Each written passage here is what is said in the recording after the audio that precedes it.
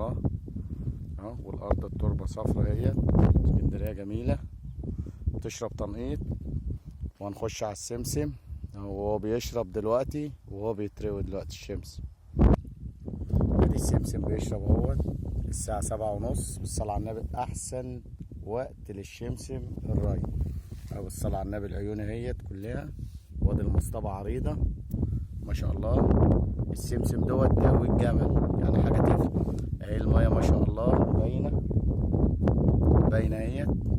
ثواني يا استاذ محمد هجيب بس شكل الميه الجميل دوت اهيت. هو بتنقط وبعد كده هجيب المساحه كلها. اهي بالصلاه على حضره النبي اهي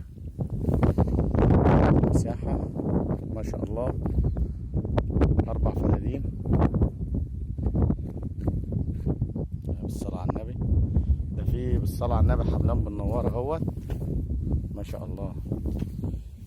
ربنا يا رب يرزق جميع. او بالصلاه على حضره النبي مظهر اهوت كله. او بالصلاه على النبي ادي المساحه ما شاء الله. والارض نظيفه مفيهاش حشائش ولا فيها غلط ولا اي حاجه. او بالصلاه على النبي انا ماشي في وسط المزرعه ما شاء الله.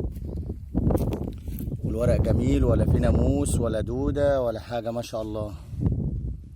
الله يبارك له الحاج متابع كل حاجه.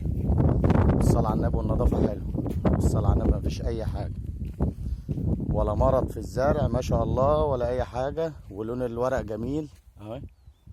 وبتشرب اهي تنقيط كلها ما شاء الله. الصلاة على النبي. الصلاة على حضرة النبي. في ايه تاني يا استاذ محمد؟ في اللي هو للناس اللي مخطط نخش برضو عليه اهوت ما شاء الله. هنطلع بقى دلوقتي. زمان المحشي استوى على الكانون.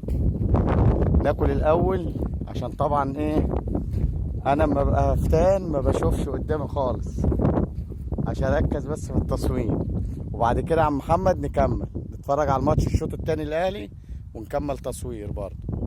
وبالصلاة على حضرة النبي يعني انا كده مش هسيبك الا لما اظبط لك الدنيا هنا بامر الله. وبالصلاة على النبي المساحة هي كلها.